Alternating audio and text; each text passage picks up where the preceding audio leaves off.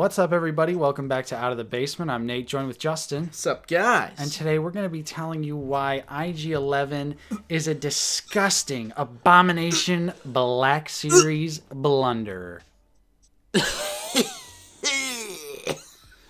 That's right, everyone. We're continuing to milk that Mando algorithm dry. But I really do think that this Black Series IG-11 figure is truly worthy of the blunder title. It's a genuine candidate. Before the Mando Season 3 even dropped, we were talking about doing IG-11. Oh, yeah. Big Time was on the list when we were originally talking about doing this series. But now, you know, with the Season 3 on, got to get those sweet, sweet clicks and views, baby. It's what we do it for. That's right. Niche action figures. Big money. IG-11, just straight up wrong sculpt. Yeah. They reused the IG-88 sculpt, which is a good looking sculpt, but ultimately too small, even for IG-88. Mm-hmm. But whatever possessed them to just go, well, it's an IG droid, so we can reuse it. I think that was it. I think they saw IG and they were like, okay. Yeah, even though if you take even more than 2 seconds to look at both of them, drastically different. Like, even the head. Yeah, even the head is completely different. The torso is completely different. The only real thing that they got sort of accurate with this IG-11 is the bandolier. Yeah, true. Other than that, though, it's just a weird repainted IG-88.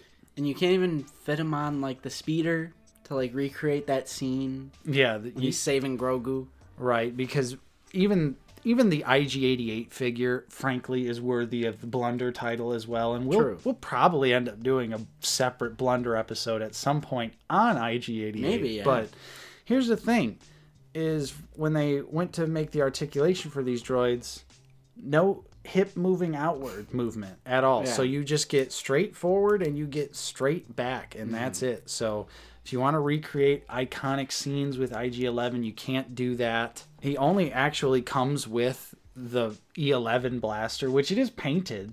Oh, really? But nice. Then you have to look at the hands, though, and then realize, again, it's the complete wrong sculpt, because the hands are inaccurate, too. Yeah.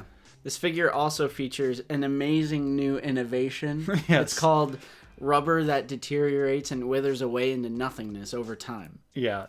And he has it right there on the elbows, a little bit. I know the IG-88 had it on the knees, too. Mm-hmm. But, yeah, we just have it on the elbows this time around. But this will crumble and just pixie dust. Fairy dust. Yeah, for real.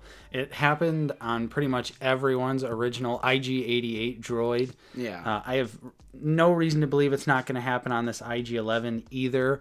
And frankly, if you do have this figure, stop bending the elbows now before it's too late. Let me just... I feel like the more you bend the elbows, the more that the rubber starts to get agitated and cracks and then literally just disintegrates. You ever just want your action figure to look like this? That's what you got to do to preserve this figure. Yep. Originally, I would say that the articulation is horrible, but our good buddy Action Display has a pretty great video showing that you can actually still get some pretty awesome dynamic posing out of this figure if you know what you're doing.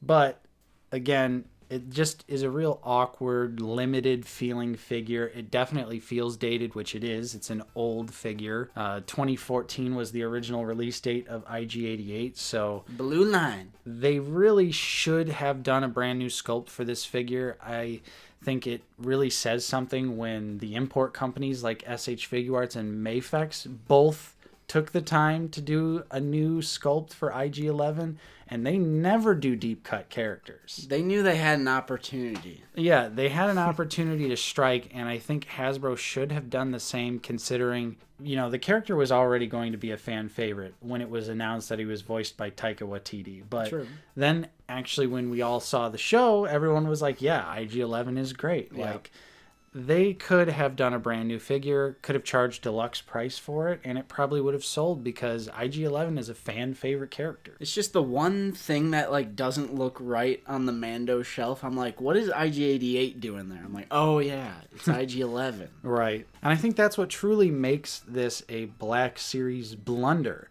Too small, complete inaccurate sculpt, just an all-around disappointment from something that you'd expect Hasbro would knock out of the park, because they usually do a great job with droids and aliens and creatures, but this one, they took the easiest route possible, which unfortunately didn't really work out because, yeah, IG-11's a fan favorite character.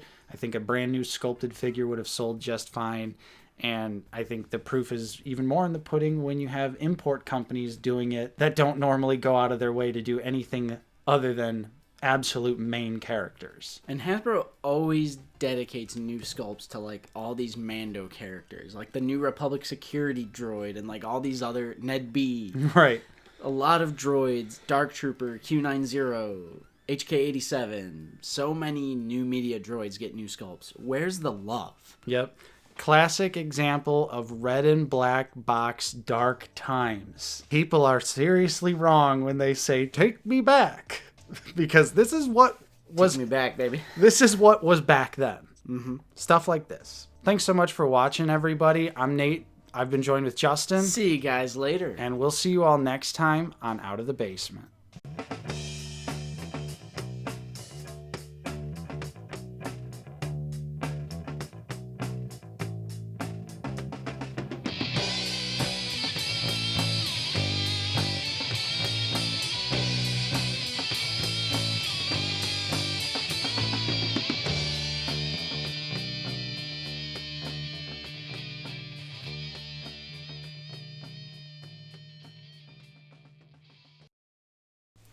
After I break your figure.